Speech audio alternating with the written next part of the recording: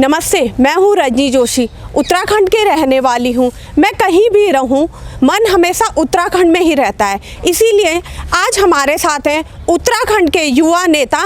आप अपना परिचय स्वयं ही दे दीजिए। धन्यवाद रजनी जी, आपने सबसे पहले बोला मैं भी उत्तराखंड की हूँ। देखिए, उत्तराखंड हमारे रगों में है। मैं अपना सबसे पहले परिचय दे दूँ। 1994 से जब मैं 10th में था, तब से मैं इस राज्य आंदोलन जब हमारा हुआ था, तब से मैं किसी एक पार्टी, उत्तराखंड क्रांति दल वो दल है जिससे जो मैं जुड़ा हूँ और निरंतर मैं उससे जुड़ा रहा। लेकिन उसके बाद मैंने यहाँ जब दिल्ली में आया, उसके बाद मैं 2000 में दिल्ली में आया तो मैंने जॉब यहाँ शुरू करी। ग्रेजुएशन करने के बाद जब मैंने जॉब शुरू करी तो मुझे बहुत अच्छी एक जगह अपॉर्चुनिटी मिली, बहुत अच्छी एक मुझे नौकरी मिली। मैंने वहाँ जॉब किया। उसके बाद मैंने अपना व्यवसाय शुरू किया। तदुपरांत जब हमने देखा कि हमारा प्रदेश गर्त में जा रहा है, हमने ये प्रदेश किस चीज़ के लिए मांगा था, हमने ये प्रदेश की लड़ाइयाँ, ये जो हमें प्रदेश मिला है, ये हमें प्रदेश कहीं भीख में नहीं मिला है जी। इसमें 42 शहादतें हुई हैं। 42 शहादतों के बाद हमने ये प्रदेश को छीना है, उसके बाद ही हमें ये प्रदेश मिला है। जब हम अभी देख रहे हैं कि सत्ता के बेईमान, राजनीति के दलाल उत्तराखंड में बस चुके हैं।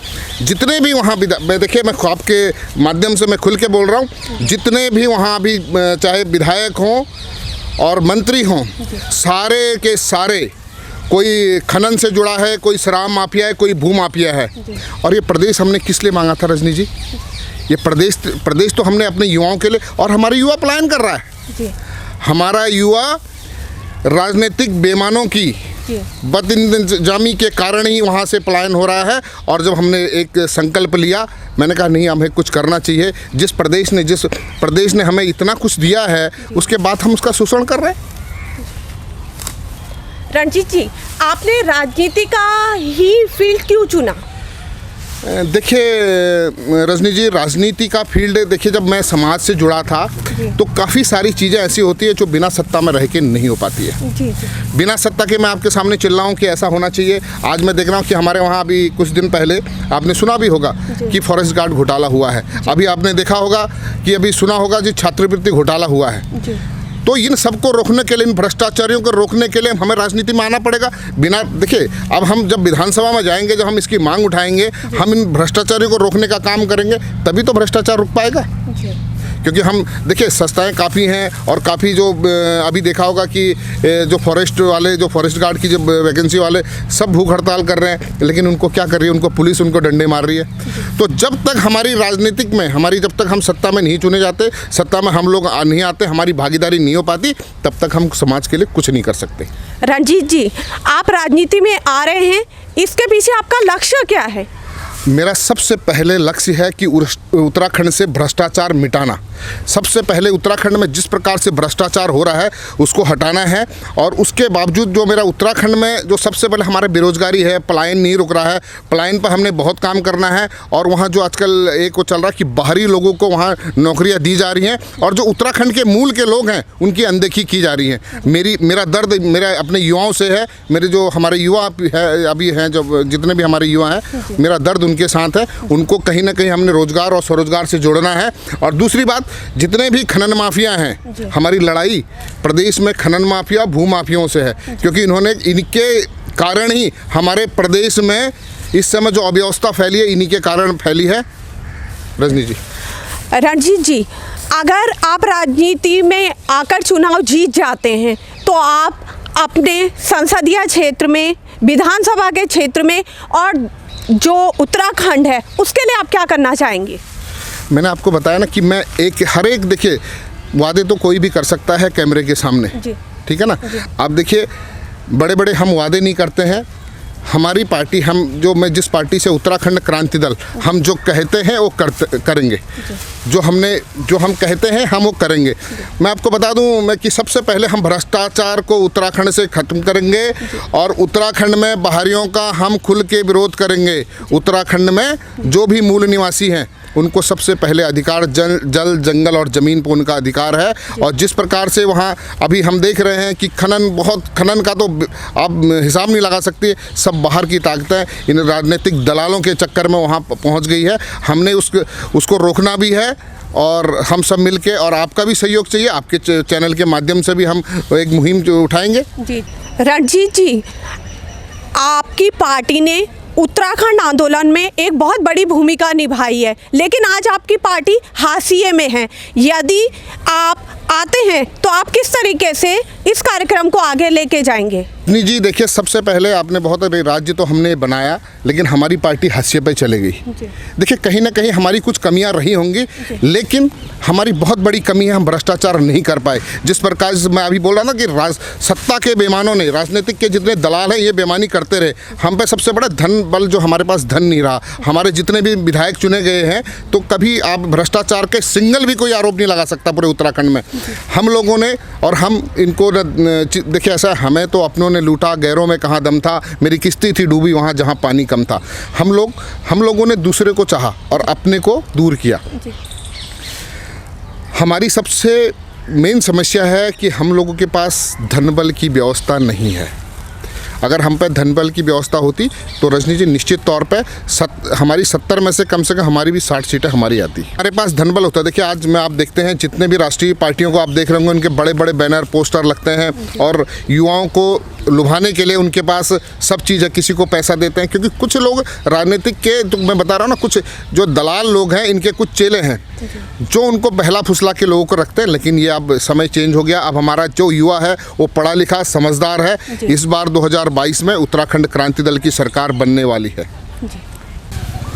रणजीत जी, इस समय उत्तराखंड में 2 बड़ी पार्टियां काम कर रही हैं। आप अपनी पार्टी को इस समय किस विकल्प के रूप में देखते हैं? देखिए रजनी जी, हम अभी इस समय बहुत ही युद्ध स्तर पर काम कर रहे हैं। हम बूथ लेवल से काम करना हमने शुरू कर दिया है। युवा हमसे अभी जुड़ना शुरू हो गया है। मैं निरंतर अभी हम लोगों को जोड़ने का कार्यक्रम सिलसिला क्रमबद्ध तरीके से चल रहा है। और हमें तो ऐसा है कि पर डे में, अभी कल ही दिल्ली आया, दिल्ली से मुझे तुरंत लोगों का फ़ोन आया कि आप उत्तराखंड आइए, क्योंकि कुछ लोगों की ज्वाइनिंग कर रही है। हम बूथ लेवल पर काम करेंगे। देखिए, हमने बूथ लेवल पर करना है, जिले लेवल पर करना है, जिलाध्यक्ष बनाएंगे। उसके बाद हम तहसील से लेके, ब्लॉक से लेके बूथ तक आने वाले हैं, और क्रमबद्ध तरीके से सारा हम इसको करेंगे। बेरोजगारी है जी। बेरोजगारी के लिए मैंने आपको बोला कि सत्ता के दलाल बैठे हुए हैं, इन्होंने अपनी नौकरियां उत्तराखंड की बेच दी हैं बाहरी लोगों को।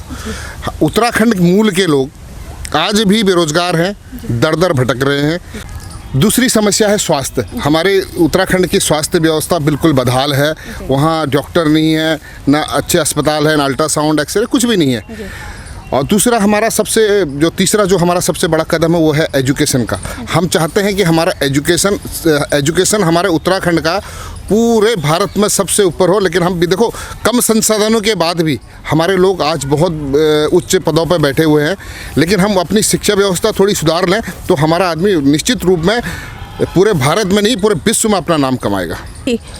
लोग आपसे ही क्यों जुड़े, आपको ही अपना नेता क्यों माने, इस पे आप अपनी राय दीजिए। देखिए रजनी जी, बिल्कुल सही आपने सवाल पूछा कि हमें क्यों माने, हमसे क्यों विश्वास करें। आपने इस लॉकडाउन के दौरान देखा होगा, जब राष्ट्रीय पार्टियां अपने घर में बैठी थी तो उत्तराखंड क्रांति दल केवल रोड में बैठी थी।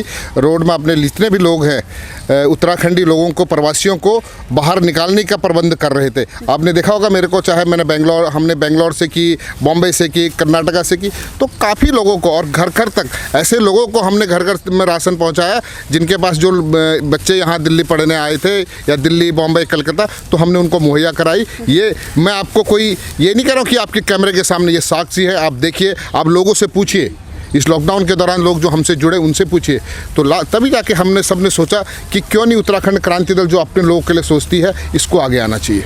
इस वक्त उत्तराखंड में 2 बड़ी पार्टियां हैं, भारतीय जनता पार्टी और कांग्रेस। आपको क्या लगता है, इस वक्त वो अपना काम पूरी ईमानदारी से कर रही हैं? मैडम, अगर ईमानदारी से काम करती तो हमारा उत्तराखंड 48 लाख करोड़ के नीचे नहीं आ पाता। इन्होंने जितनी बेईमानियां करी हैं, मैं आपको बताना चाहता हूं, मुख्यमंत्री श्री त्रिवेंद्र रावत जी का मैं खुलासा करने वाला हूं। पर डे एक उनका खुलासा आएगा। उन्होंने अपनी बीबी के साथ, गुप्ता बंधुओं के साथ जो ज़मीन ली है, उस ज़मीन का मैं जल्दी से आपके साथ तथ्यों के साथ आऊँगा और मैं प्रेस कॉन्फ्रेंस करूँगा। पर डे हर रोज़ मैं एक उनके लिए अभी एक हर डे एक जो इस सरकार का एक एक घोटाला, एक एक कारनामा आप लोग के सामने आपके माध्यम से रखूँगा। और रही कांग्रेस की बात, कांग्रेस का तो जग जाहिर है। कांग्रेस को अगर बचाया है तो भाजपा ने बचाया है। अगर कांग्रेस, क्योंकि ये दोनों मिल बांट के काम करते हैं, भाजपा और कांग्रेस। हम सत्ता में नहीं है, इनके बहुत सारे चीज़ हैं जो हरीश रावत जी के ने पिछली बार घोटाले किए थे, उससे पहले भी बड़े सारे घोटाले हुए हैं, लेकिन ये उजागर करने का काम भारतीय जनता पार्टी का था। भारतीय जनता पार्टी ने खूब बोला, त्रिवेंद्र रावत सरकार के काफ़ी जो इस समय मंत्री हैं उन्होंने खूब बोला कि इन्होंने, कांग्रेस की सरकार ने घोटाले किए, हम ये करेंगे। लेकिन मैं आपके माध्यम से आज मैं बताना चाहता हूँ जनता को, अगर हम सत्ता में आए तो हम निश्चित रूप में इन सबको जेल में डालेंगे। इनकी जगह जेल है।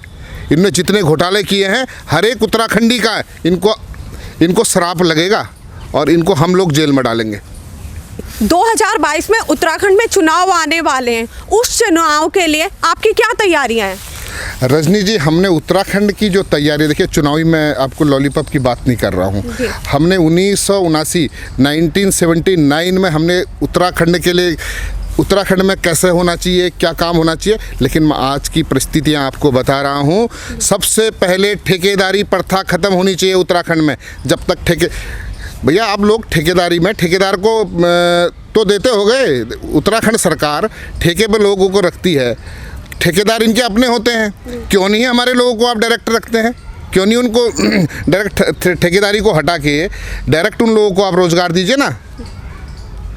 और दूसरी बात, अगर हमारी सरकार आती है फिर, क्योंकि अब राजनीतिक वाली बात होगी, तो हमारी सरकार आएगी, ठेकेदारी प्रथा बिल्कुल ख़त्म हो जाएगी। हर एक उत्तराखंडी को जॉब दिया जाएगा। इन ठेकेदारों को उत्तराखंड से हटा दिया जाएगा। और अभी भी आपको बताऊं, कुछ दिन पहले की बात है, एक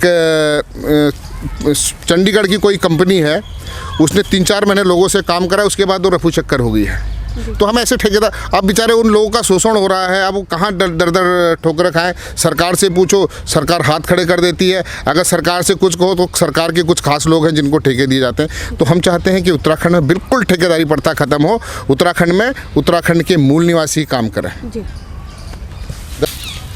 रणजीत जी, यदि आप चुनाव जीत जाते हैं और आपकी सरकार आती है, तो आप आने वाले 5 सालों में क्या करेंगे? देखिए, सबसे पहले मैंने आपको बताया, हम ठेकेदारी प्रथा बिल्कुल उत्तराखंड में ख़त्म करेंगे। हमें ठेकेदारी प्रथा नहीं चाहिए। ठेकेदारी प्रथा ख़त्म होगी, हमारे युवाओं को रोज़गार मिलेगा। उसके बाद खनन सबसे, हमको अगर किसी ने दंड से अगर झेलना पड़ रहा है तो खनन वाले खोदते ज़्यादा हैं, देते रेवेन्यू कम है। क्योंकि सत्ता के जितने राजनीतिक दलाल हैं, सबके अपने क्रेशर हैं, अपने खनन हैं, अपने पट्टे हैं। और हम युवाओं को, और मैं आपके माध्यम से आज मैं जनता को आपके माध्यम से बताना चाहता हूँ, हमारी सरकार अगर आएगी तो हम हर एक उत्तराखंडी जो मूल निवासी है उसको एक बार मकान बनाने के लिए 2 ट्रक रोड़ी और 1 ट्रक बजरी फ्री में दिया जाए। क्योंकि वो उत्तराखंडियों का मूल हक है। जैसे हमें हक हकूक़ के लिए दिया जाता है, हमें जंगल दिए जाते हैं, हमें जंगल से लकड़ी दी जाए मकान बनने के लिए, क्योंकि हमारे लोग गरीब हैं। और मैं तो हो सकता है कि इन लोगों को ईंटों का भी प्रबंध कर देना चाहिए। लेकिन चलिए ठीक है, अगर ईंटों का नहीं करते हैं, 2 ट्रक रोड़ी और 1 ट्रक बजरी, क्योंकि उत्तराखंड वालों का उत्पीड़न ये लोग कर रहे हैं, शोषण कर रहे हैं, तो हर एक उत्तराखंडी का हक बनता है उस पर। रणजीत जी, उत्तराखंड में अनेकों पर्यटन स्थल हैं। आपको क्या लगता है, पर्यटन से जितनी आमदनी होनी चाहिए थी उतनी उत्तराखंड सरकार की हुई है? देखिए रजनी जी, किस प्रकार से, देखिए कुछ भी नहीं हुआ। पर्यटन से जिस प्रकार से हमें आना चाहिए था, रेवेन्यू आना चाहिए था, नहीं आया। क्योंकि सरकार का ध्यान ही पर्यटकों की ओर नहीं है।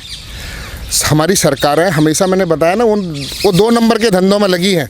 अगर हम चाहें, हमारी सरकार की मंशा अगर हो उत्तराखंड को आगे बढ़ाने की, तो निश्चित रूप में उत्तराखंड भारत का सबसे बड़ा पर्यटक का स्थान बन सकता है। हमारे पास बहुत सारी ऐसी चीज़ें हैं जो पूरे विश्व में कहीं नहीं, केवल एक समंदर को छोड़ के हमारे पास सब चीज़ हमारे पास उपलब्ध है। इस वक्त उत्तराखंड में ज़मीनें कौड़ियों के भाव बिक रही हैं। यदि आपकी सरकार आती है तो आप इस पे किस तरीके का कानून लाएंगे? देखिए, हम तो बाहरी लोगों का रजनी जी हमेशा विरोध करते आए हैं और करते रह रहे हैं कि हम उत्तराखंड के जितने भी मूल निवासी हैं उनके अलावा बाहरी आदमी कोई उत्तराखंड में ज़मीन नहीं खरीद सके। जिस प्रकार हिमाचल में हुआ है, हिमाचल की जो सरकार है सब हिमाचल में है कि वहाँ बाहर का कोई भी आदमी ज़मीन नहीं खरीद सकता। लेकिन हमारी सरकार आएगी, मैं अभी बता रहा हूँ, बहुत ही इत्मीनान से बता रहा हूँ आपको। अगर हमारी सरकार आई, हम वहाँ इस बार सत्ता में आए, जितने लोगों ने वहाँ ज़मीन ली है नोट कर लीजिए, हम खदेड़ने का काम हमारी जनता कर देगी आपको। क्योंकि हमारा दोहन हो रहा है, हमारी ज़मीन पर आप लोग आ रहे के हमसे ज़मीन खरीद रहे हैं और हम ही से बर्तन मजवा रहे हैं। क्योंकि इसमें कुछ लोग हमारे ही लोग हैं जो सत्ता के बेईमान हैं, सत्ता के जो राजनीतिक जितने दलाल हैं ये लोग हैं। तो इस चक्कर में अभी तक हम करेंगे, इसमें बहुत कुछ काम करने को है और हम चाहते हैं कि उत्तराखंड की ज़मीन का 1 इंच भी ना बिके। और मैं तो सरकार से हमेशा बार बार बोलता हूँ, क्योंकि हम लोगों का सीमांत वाला एरिया है। कल को हमारे, क्योंकि चाइना और नेपाल हमसे लगा है, क्योंकि नेपाल से इस समय हमारे देश की रिश्ते अच्छे नहीं हैं। और इसमें सरकार को भी, केंद्र सरकार को भी संज्ञान में लेना चाहिए कि उत्तराखंड के लोगों को ज़्यादा से ज़्यादा वहाँ बसाया जाए। बाहरी कोई भी हो, बाहरी लोगों को वहाँ ना बसाया जाए। रंजीत जी, हमने आपके विचारों को सुना। उम्मीद है दर्शकों तक आपकी बात पहुंचेगी। आपके राजनीतिक जीवन के लिए बहुत बहुत शुभकामनाएं। रजनी जी, मैं आपकी बात ख़त्म करने से पहले एक छोटा सा कुछ बोलना चाहता हूँ। कुछ जुगनू मिलकर सूरज को ढकने की कोशिश कर रहे हैं, पर मैं कहता हूँ उन रात की औकात नहीं जो सूरज को ढक सके। मैं कहता हूँ रात की औकात नहीं जो सूरज को ढक सके। उत्तराखंड में उत्तराखंडियों का है और उत्तराखंडियों की सरकार मिलेगी। इन बेईमानों को हमने बाहर करना है। और रजनी जी, आपका बहुत बहुत धन्यवाद। आपने अपना कीमती समय मेरे लिए निकाला और मुझे दिया। आपकी पूरी टीम का मेरी तरफ से बहुत बहुत धन्यवाद।